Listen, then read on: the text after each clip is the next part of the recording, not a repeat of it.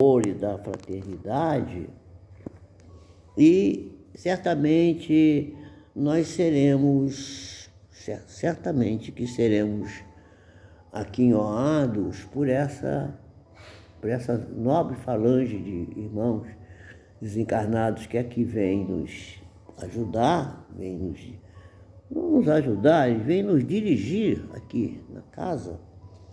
E vamos então fazer esse trabalho para que possamos usufruir os fluidos curativos, os fluidos generosos enviados pela espiritualidade amiga e benfazeja, para que possamos melhorar, harmonizar, melhor dizendo, a nossa saúde, para que possamos ter saúde. Mas, inicialmente, já devemos dizer que a nossa saúde, ela vai sempre ser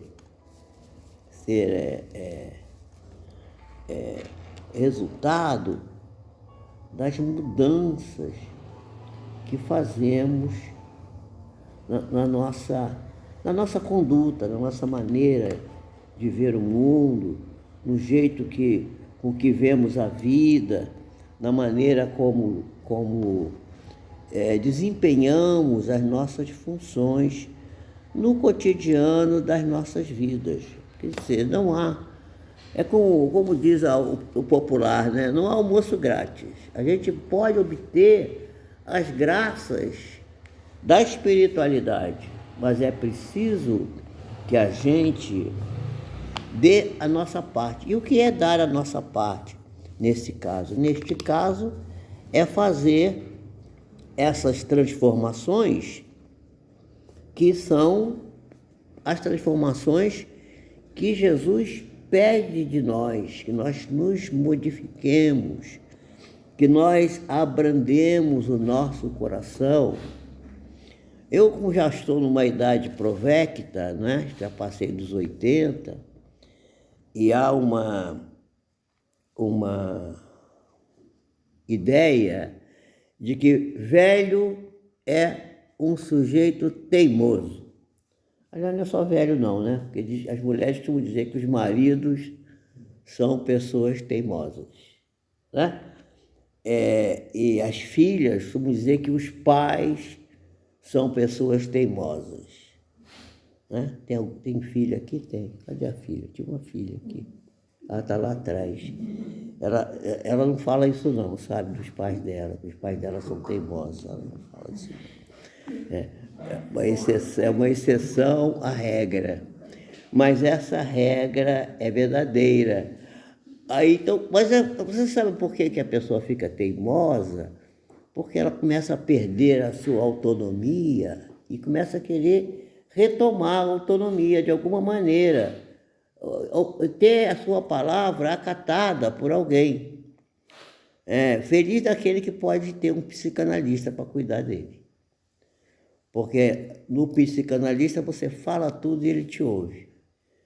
Embora na sua casa sua mulher não te ouve, sua filha não te ouve, o seu filho não te dá atenção, né? O seu neto, em vez de fazer o que você manda, faz o contrário. O marido também não ouve. Marido, olha só, eu costumo brincar, dizer que por isso que eu não tenho marido. Porque eu vejo as mulheres queixarem-se tanto dos maridos na minha clínica, chegam senhoras lá, é uma constante. Porque meu marido, porque... Eu falei assim, já sei, minha filha, falou a palavra marido, é encrenca. Então, eu já falei assim, por isso que sorte que eu sou homem e não tenho marido.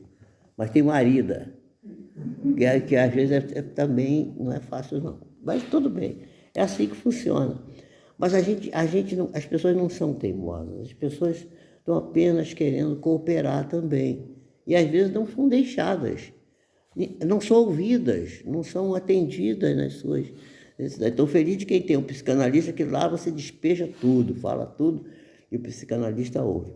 E o marido em casa, a mulher fala, ele só diz aquela palavra básica que vocês já conhecem, né? Sim, senhora.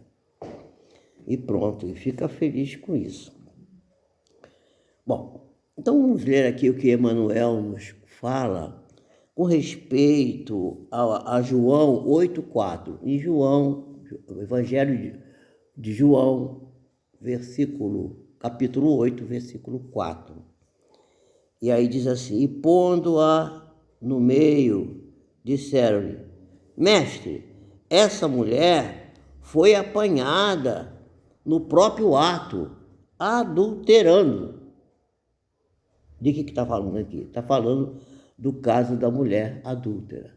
A mulher foi apanhada em flagrante adultério e foi levada pelos, vamos dizer assim, pelos fiscais da moral pública, né, que são muitos, desde aquele tempo de Jesus já era assim, hoje está um pouquinho, acho que pior até, não sei quando é que está pior. Acho que enquanto o ser humano estiver preso às suas mazelas, às suas ideias errôneas, aos seus equívocos, vai estar sempre muito ruim. Se é mais ou menos ruim, a gente não sabe, né?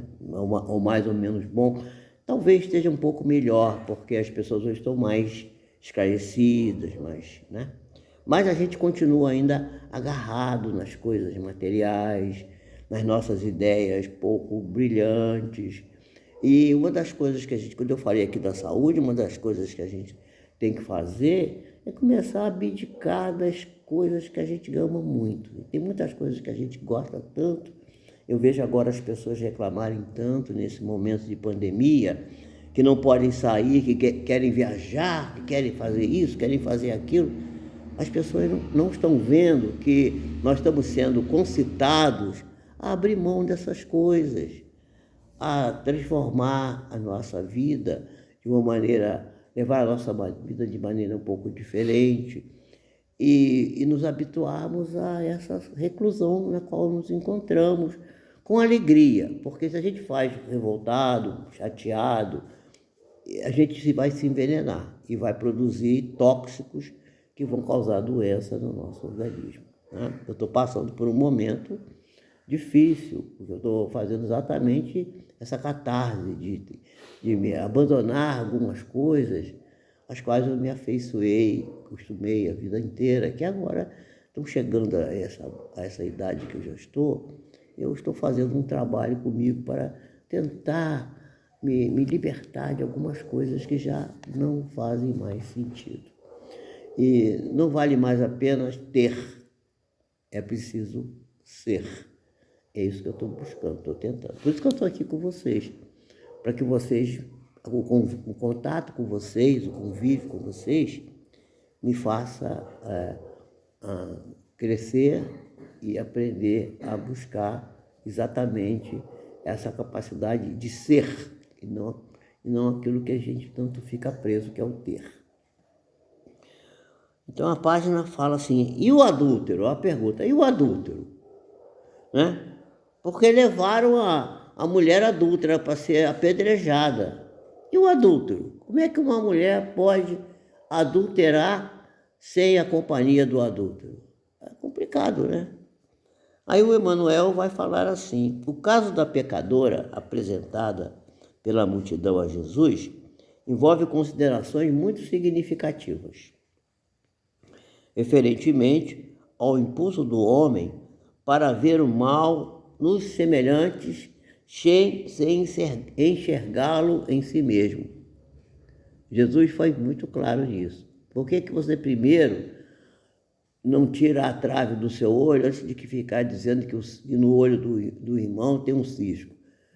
Tira primeiro o dormente do seu olho, você poderá ver melhor para poder ajudar a tirar o cisco do olho do irmão. A gente vê o cisco no olho do irmão e não vê um graveto grande no nosso olho.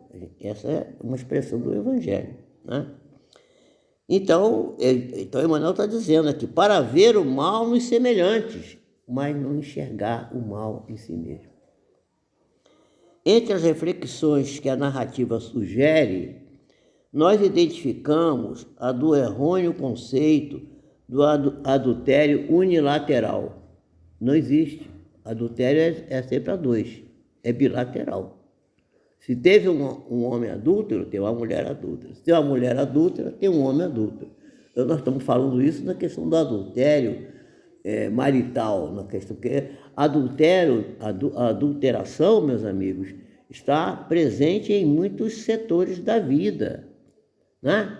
Se o sujeito que vende o leite, hoje não tem mais leiteiro, mas antigamente tinha o leiteiro, aí dizia assim: "O seu Manuel, o senhor não colocou água no leite, não?" Aí eu coloquei só um bocadinho, né? Mas adulterou o leite, né? Eu conheci uma senhora que ela era empregada doméstica numa casa e ela não era proibida de tomar o leite. Gente, uma coisa assim terrível isso, coisa bárbara. Mas ela ia, como ela dormia na casa, acordava às 6 da manhã e ia buscar o leite. Levava a garrafinha lá, comprava o leite, e como ela não podia beber o leite, o que ela fazia? Ela tirava um copo de leite para ela tomar, tomava um bom copo de leite, ia na torneira e completava a garrafa com água e pronto, adulterava o leite. Era uma defesa, uma adulteração. Isso também é adultério. Então, se a infeliz da mulher fora encontrada em pleno delito, onde se recolhera o adúltero que não foi trazido a julgamento pelo cuidado popular? Por que o homem não veio? Por que não foi trazido também? Por que só a mulher? Seria ela a única responsável?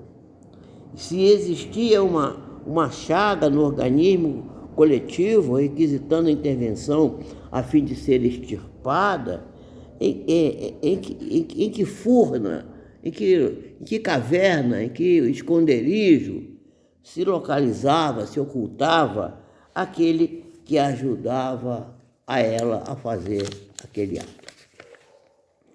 A atitude de Jesus, nosso mestre, naquela hora, caracterizou-se por infinita sabedoria e inexcedível amor. Jesus não podia centralizar o peso da culpa na mulher.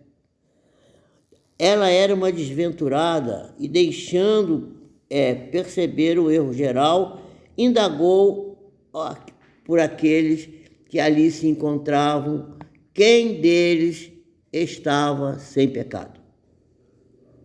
Quem de vós vai atirar a primeira pedra? Atire a primeira pedra aquele que não tiver pecado. E aí parece que os mais velhos foram saindo, né? Porque quanto mais velho, mais pecado tem. Depois foram os menos velhos, depois os mais novos, todo mundo foi se retirando e ficou Jesus e a mulher. Vamos ver aqui como conclui Emmanuel esta belíssima lição.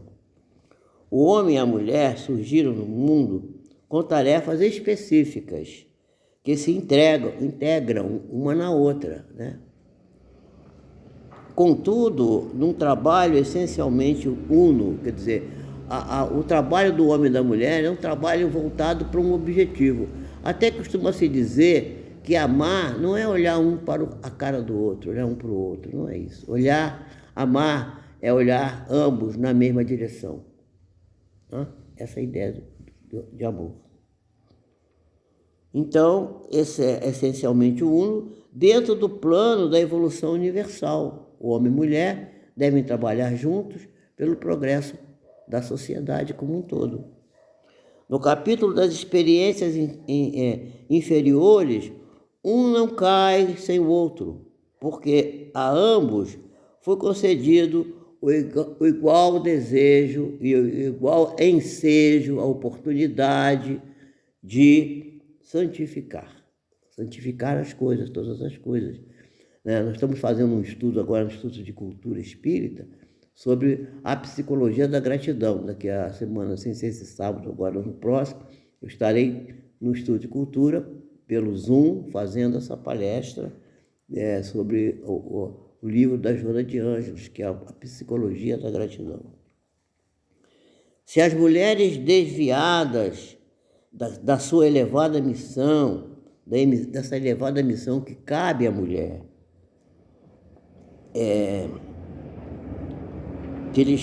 a missão que lhes cabe, prosseguem, sob o triste destaque no caminho social, é que os adúlteros continuam ausentes na hora do juízo. A mulher sempre está botada para trás, sempre relegada a um plano secundário, né? Aqui está, a maioria aqui é de mulheres. Eu não preciso falar sobre isso, vocês sabem disso, vocês observam isso no cotidiano das vossas vidas. Aqui tem uma psicóloga que trabalha muito essa questão da violência doméstica, por exemplo, e que tem uma boa noção, tem feito vários estudos sobre isso. E todos nós aqui temos essa visão de que é preciso respeitar o trabalho feminino. Então, os adúlteros continuam ausentes na hora do julgamento. Todo mundo corre, foge, né? Tanto quanto no momento da célebre sugestão de Jesus. Então, essa história termina com Jesus dizendo para a mulher: e aí, ninguém te condenou? Cadê os teus acusadores? Porque dizem que Jesus ficou escrevendo na areia, né? Era um lugar que tinha uma areia, era uma praia, não sei, e Jesus começou a escrever. Dizem que ele estava escrevendo os pecados daquelas criaturas que estavam ali querendo julgar a mulher. Ele sabia todos, ele sabe todos os nossos. A palavra pecado, meus irmãos, não é aquele que a igreja atribui a ela, não, tá? A palavra pecado quer dizer erro do alvo. A pessoa errou o seu alvo. Ela tinha um objetivo, um alvo, um fulcro a atingir, e ela atirou no lugar errado, errou o alvo. Isso é que quer dizer a palavra pecado, vem do latim peccatus, que quer dizer errar o alvo. Então, errar o alvo é muito comum de cada um de nós, é um equívoco. Nós nos equivocamos. Então, a pessoa que comete pecado, o que ela está fazendo na realidade? Ela está se equivocando. Então, vamos pensar no perdão, mas vamos pensar no perdão das ofensas, daqueles que nos ofendem, mas vamos pensar especialmente, eu queria dar uma mensagem para vocês aprenderem a perdoarem a si mesmos. A gente não se perdoa, a gente faz uma porção de coisa errada, todos nós fazemos. Hoje, se vocês pudessem ver o que eu conversei na minha sessão de análise hoje, né, que eu também tenho minha psicóloga, graças a Deus eu estava perdido. Né? Tem coisas que eu não posso conversar com a minha mulher, tenho que falar com a minha psicóloga. E vocês viram assim, quantas coisas erradas que eu já fiz na minha vida. Então, hoje eu resolvi desfilar meus equívocos. E aí o que eu fiz? Eu falei assim, bom, por que eu vou me perdoar? Vou me perdoar porque, na realidade, eu não sabia. Eu fiz achando que sabia, mas a gente muitas vezes acha que sabe uma coisa, mas a gente não sabe nada. E a gente vai vendo que a gente é muito ignorante. E se a gente entender que a gente é muito ignorante, a gente não começa a se julgar mal. E não se julgando mal, se perdoando, vai ter muita facilidade de perdoar aqueles que nos fizeram também algumas coisas que nós não gostamos muito. Entendeu? Fica fácil de entender, perdoar e persistir, né? Lembrar. Uma vez um companheiro falou assim, eu quero aquela mulher, eu não quero saber dela. Assim, mas, meu irmão, ela já morreu, ela já desencarnou, perdoa. Não. Gente, aquilo vai pesado na economia daquela pessoa que não perdoou. Porque quer dizer o seguinte, que ele não perdoa ele próprio. E se a gente muda de posição, muda de maneira de fazer, a gente observa que o outro muda também. Às vezes o outro está fazendo uma coisa amarga para a gente, porque a gente também está fazendo uma coisa amarga. Eu vou contar, vou fazer a prece agora, e durante a palestra que eu vou contar uma história de uma cliente minha. Eu já contei essa história uma vintena de vezes, mas eu vou contar de novo. Deixa eu beber a minha água, porque tem um mosquitinho aqui que está doidinho para entrar na minha água. Eu não quero que ele morra afogado.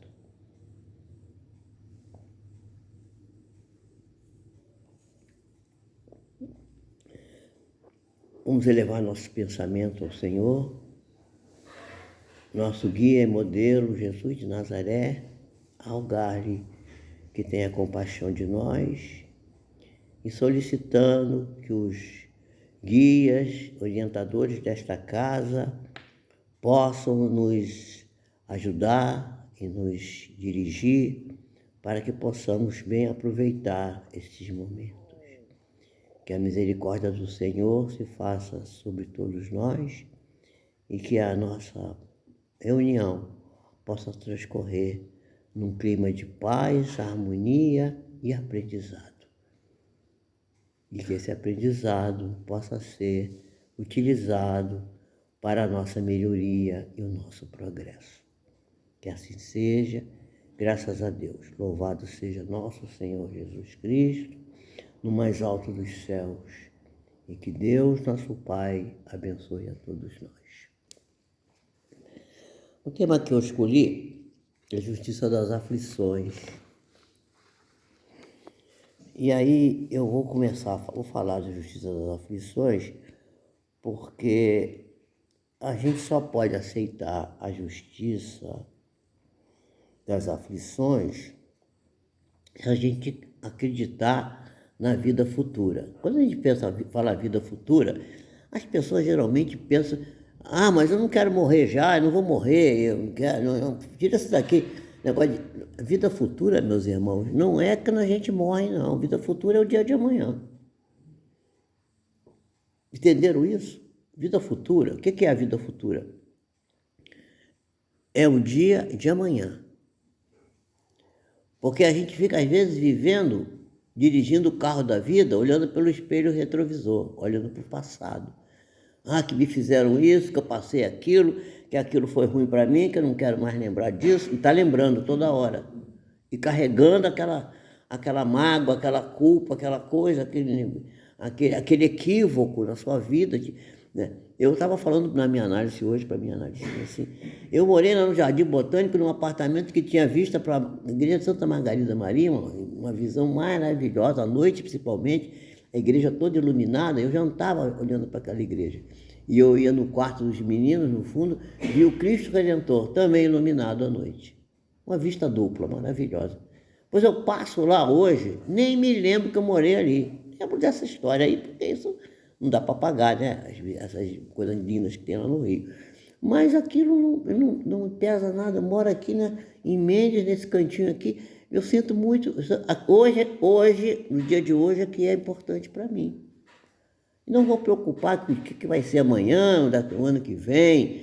Todo mundo vai dizer: porque o ano 2022 vai ser um ano difícil, não sei o quê. Gente, esquece isso. Vamos viver o 2021, que ainda está rolando ainda, está acabando, a gente não está nem sentiu direito ele veio rápido, começou a ir embora depressa, a gente nem conseguiu ver ele direito, já estamos pensando em 22. Esquece isso. Jesus foi muito claro, para a gente não se preocupar com o dia de amanhã, nem o dia de ontem já acabou. O passado já foi. Eu vou ficar lembrando que quando eu tinha 15 anos, não tinha comida em casa, que tinha empurrando carrinho de feira, ia para o cemitério arrumar as covas das pessoas para ganhar um dinheirinho para ir no cinema. Vou ficar lembrando disso? Eu lembro disso, porque era até satisfatório, eu fazia isso com alegria. Mas lembro com alegria, não lembro com tristeza. Mas não vou ficar lembrando disso toda hora, gente. Isso passou, acabou, mudou. Eu hoje sou um médico, uma pessoa de destaque na sociedade, com responsabilidades grandes, sou um dirigente da Casa Espírita. Eu tenho outras coisas para pensar, para fazer. Hoje, não vou pensar no ano que vem, porque também não sei nem se eu vou estar encarnado. Então, melhor não pensar agora nisso, né? Porque vai ter ano de eleição, porque vai ter não sei... Gente, esquece isso. Vai ser complicado de todos os jeitos. Já teve uma porção de eleições, mudança de presidentes aí, várias vezes, ninguém morreu, por causa disso. Morreu por outras causas. Porque morrer sempre tem uma desculpa, né? Morreu porque teve um acidente, morreu porque teve a doença tal, morreu porque não se cuidou, foi tuberculose, foi não sei. Gente, a doença sempre traz uma desculpa, né? Então, não vale a pena. Então, nós vamos pensar na vida futura, o amanhã. Vamos crer, mas não é para ficar pensando, é para dizer assim: eu creio que amanhã Deus vai me amparar, Jesus vai me proteger e eu vou estar sobrevivendo e vou estar com saúde. Pensa assim, pronto, só isso, né? Então, somente na vida futura pode-se efetivar as compensações que Jesus prometeu aos aflitos da terra. Porque aflito todo mundo é, todos nós somos aflitos. Sem a certeza do futuro, né? Essas máximas que Jesus trouxe, as orientações que Jesus nos trouxe, seriam um contrassenso, e seriam mais ainda, seria uma enganação, um engodo. A palavra que está aqui é engodo, enganação, uma mentira. Jesus nunca mentiu, né? Mesmo com essa certeza da vida futura, que vai ser melhor, né? Pensar sempre que amanhã vai ser melhor que hoje, como hoje está sendo melhor do que ontem, e se a gente parar para pensar, é verdade?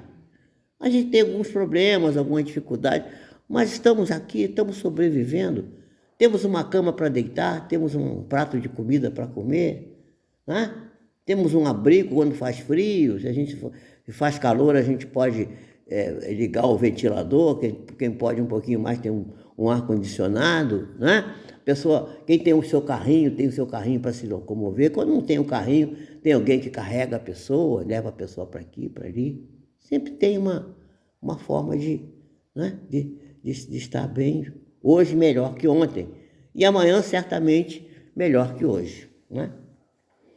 Então, mesmo com essa certeza, dificilmente a pessoa pode compreender que é conveniente sofrer. Eu diria que é conveniente ter a dor. A dor ajuda-nos a encontrar os caminhos certos da vida. A dor orienta o nosso caminho, nos dá uma diretriz. Se a gente não tiver dor, não cresce. É porque crescer tem dor. Fazer psicanálise é um crescimento espiritual, um crescimento psicológico, é dolorido, né? Cresce o dente do siso, dói, porque a gente está ficando amadurecido.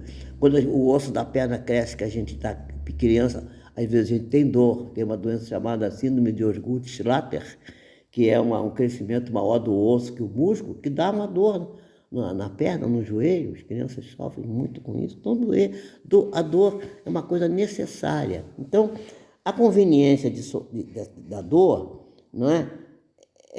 Para ser feliz, é difícil de compreender. E dizem que é para ter maior mérito, né? Mas então, pergunta-se, por que uns sofrem muitos e outros sofrem poucos? Pouco, né? Umas pessoas sofrem mais, outras sofrem menos. Como é que é isso? De onde que vem isso? Será que Deus tem preferência pelas criaturas? Não é? Porque nascem uns na miséria e outros na opulência, sem coisa alguma haverem feito que justifique essa posição. E por que uns nada conseguem? Tudo dá errado, né? Ao passo que para outros tudo parece que está sempre dando certo, está sempre sorrindo. Todavia, o que ainda é menos compreensível é que os bens e os males sejam tão desigualmente distribuídos, repartidos entre o vício e a virtude, que muita gente que aparentemente é virtuosa, às vezes sofre mais do que uma pessoa que tem muito pouca virtude. A gente também vê isso. Mas isso é um julgamento nosso, que nem sempre é um julgamento correto, né? É preciso que a gente também entenda que a gente ainda está muito longe de ter um julgamento perfeito das coisas. Bom, a fé no futuro, né, pode consolar e infundir paciência. Eu tenho fé no futuro, então eu fico tranquilo. Mas não explica essas anomalias, não explica por que essas coisas que acontecem parecem desmentir aquilo que a gente aprende estudando o Evangelho de Jesus. Entretanto, quando a gente admite a existência de Deus, e ninguém pode conceber Deus ser o infinito das perfeições, né? Ele necessariamente tem todo o poder, toda a justiça, toda a bondade, toda a caridade, sem o que não seria Deus, né? Se faltar uma das qualidades que nós atribuímos a Deus, que também são qualidades que nós atribuímos a Deus, nós não sabemos nem se Deus é absolutamente assim. Eu sempre digo que Deus deve ser muito mais do que tudo isso, porque o nosso julgamento ainda tacanho, pequeno, limitado, porta em Deus essas virtudes, né, divinas, mas que provavelmente elas são muito pobres, na realidade, para esse ser que ainda está longe da nossa pobre e pueril compreensão. Não é? Bom, então a gente não pode pensar que Deus possa agir com capricho, ser um ser caprichoso, nem que seja parcial, que dê para um e tire de outro. Não existe isso. Logo, as vicissitudes da vida derivam de uma causa. Se, pois, Deus é justo, justa também há de ser essa causa. Tá? Isso é o que cada um deve bem compenetrar-se. Por meio dos ensinos de Jesus, nós chegamos a essas conclusões. E Deus pôs os homens na direção dessa causa. E hoje, julgando que os homens estão suficientemente maduros para compreender essas causas, lhes revela completamente a aludida causa, por meio do Espiritismo, isto é, pela palavra dos Espíritos, que vão nos dizer, e se você não tem, se você está aqui na Terra encarnado não tem nenhum espírito nobre e puro. Todos nós somos devedores, todos. E devemos nos perdoar também por isso, porque não sabíamos, era ignorantes. Somos ainda muito ignorantes. Mas o único espírito perfeito que aqui esteve foi Jesus. Então, a causa das nossas dificuldades está na nossa conduta passada, das encarnações passadas, ou até desta vida mesmo. Se a gente for estudar as causas atuais das aflições, que é o próximo item, que eu não vou tocar agora nele, nós vamos ver quantas pessoas sofrem pela falta de ordem, né?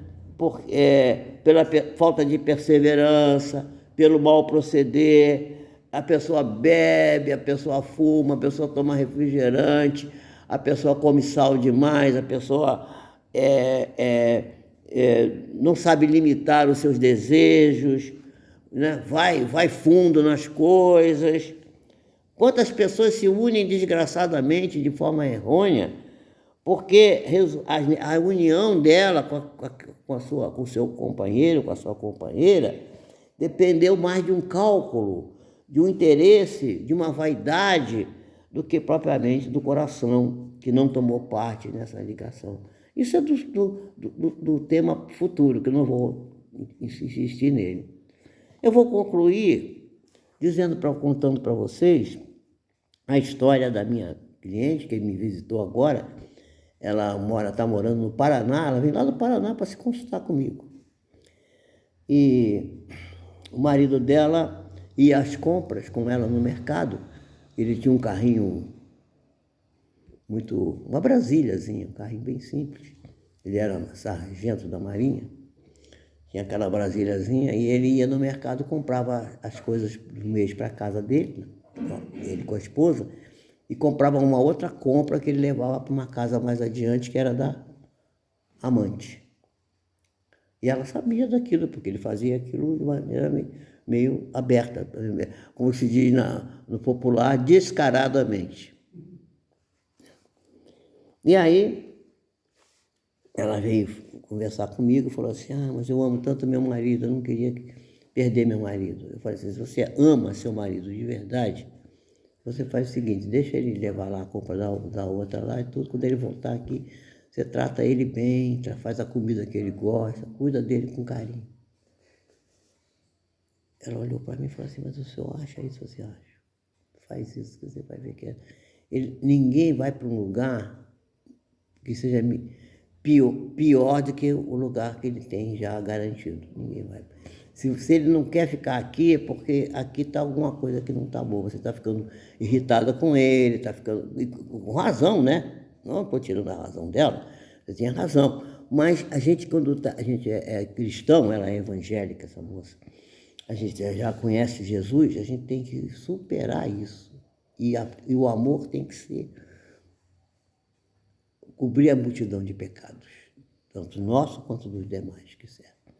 Bom, a conclusão dessa história, que ela fez, o que eu seguiu a minha orientação, teve um dia que ela estava tão desesperada que ela saiu andando pela linha do trem na Prata, ali para o lado de Nova Iguaçu, ali, meio perdida, acho que ela queria até, pensando talvez até em dar cabo da vida, porque começou a ficar... Mas teve a ideia, tal negócio, a moça que orava, Jesus vai nos recomendar para a gente ter cuidado com os nossos pensamentos, né? Para a gente não se deixar levar pelas tentações, né? Para a gente orar, para a gente fazer o trabalho voltado para a nossa própria intimidade. E ela orava muito, estava sempre na igreja, era uma cristã, não é uma cristã legítima, embora ela seja de outra vertente, não tem nada a ver, você pode ser budista, pode ser judeu, pode ser evangélico, pode ser o que você quiser, agnóstico, não acredita em nada, ateu, não tem importância. Se você for um ser de bem, um ser bom, um ser que segue as leis que estão escritas na sua consciência, as leis de Deus, está tudo certo, vai passar, porque vai chegar uma hora que você vai encontrar um caminho. E aí essa moça, a coisa foi indo, ela foi lá conversar, aí ela me ligou nessa hora, eu falei, vem para cá, era um sábado, eu estava lá no Projeto Arma, vem para cá, fiquei com ela quase 3 horas conversando. E aí conversei com ela, voltei a dizer a mesma coisa, persevera, se você gosta realmente, persevera, porque ele vai acabar cedendo. E ela fez. E aí o que aconteceu? Ele desenvolveu um câncer no cérebro, um tumor na cabeça. Começou a ficar bobalhão, meio sem coisa. Aí que a primeira coisa que a amante fez? Não vou ficar carregar essa mala não, sem alça. Mandou ele de volta para casa. Ela recebeu ele de braços abertos, a esposa, né?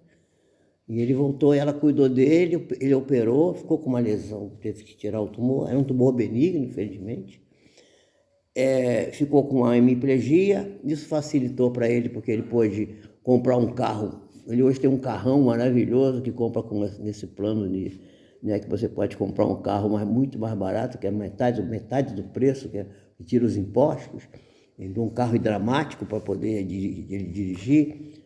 Aí ela tinha a mãe dela que prendia ela muito aqui no Rio, ele queria ir embora para o Paraná, que era da família dele lá, a mãe dela desencarnou, ela cuidou até o fim também, e eles hoje estão felizes lá no Paraná, né, cuidando um do outro.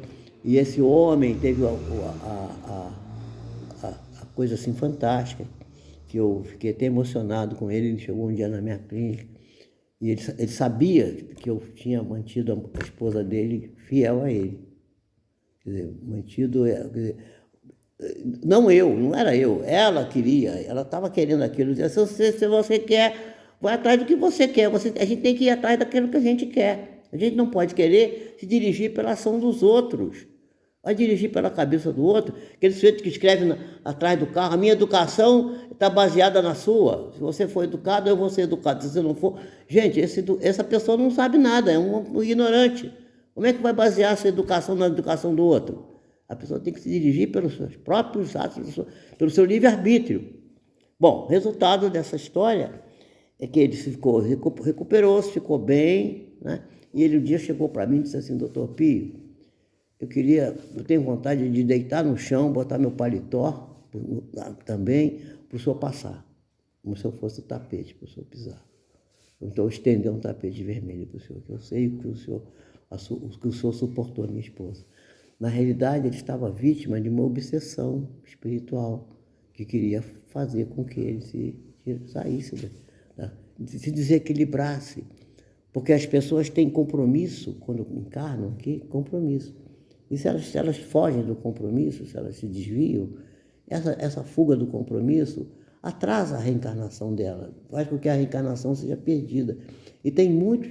Aí você diz assim, mas esse espírito era inimigo dele? Pode ser que seja, mas tem espírito que persegue só porque a pessoa é... Agora nós estamos vivendo uma perseguição espiritual contra as pessoas que são cristãs, legitimamente cristãs, espírita, evangélica, católica. A igreja está passando por um momento muito difícil, o espiritismo também, uma coisa terrível, a perseguição. São nossos inimigos? Não, eles são inimigos de Jesus, eles são inimigos do progresso, eles são inimigos de si próprios, que estão pretendendo desarmonizar e destruir aquilo que foi construído ao longo de mais de 2000 anos. Mas não vão conseguir, isso não vão conseguir. Vai abalar, tem muita gente fraca que vai escorregar, mas aqueles que perseverarem até o fim, esses serão aquinhoados ou a palma da glória, porque nós precisamos manter a nossa resiliência, a nossa fé, a nossa maneira de viver e termos a nossa opinião, a nossa... E quando a gente sentir que tem um pensamento na nossa cabeça, que a gente percebe que não é nosso, assim, gente, isso não é meu, eu não penso desse jeito. Rejeita aquilo, entra em oração, pede ajuda e a ajuda vai chegar. Então, a mensagem que eu queria trazer para vocês no dia de hoje, na noite de hoje, lembrando que todos nós somos devedores e somos frágeis. E se a gente não tiver o apoio, mas para ter o apoio é preciso que a gente busque o apoio, né? Jesus diz assim, né? Pedi e se vos dará, né? Batei e se abrirá, buscai e achareis. Né? Todo que pede, recebe. Todo que bate, a porta abre. Né? Todos aqueles que buscam haverão de encontrar, se aquilo que buscam é lícito, é justo, é bom, é nobre. Né? Aquela tríade feita por Sócrates, né? O que é bom, né? O que é verdade e o que é justo, né? O que é correto. Então, essa ideia de que devemos buscar sempre o melhor para todos nós e para a comunidade a qual servimos. Jesus nos abençoe, nos ampare, nos dê sua paz. E nós vamos agora iniciar o nosso trabalho de elevação espiritual, buscando reconhecer na nossa entidade espiritual a presença dos guias espirituais da nossa casa.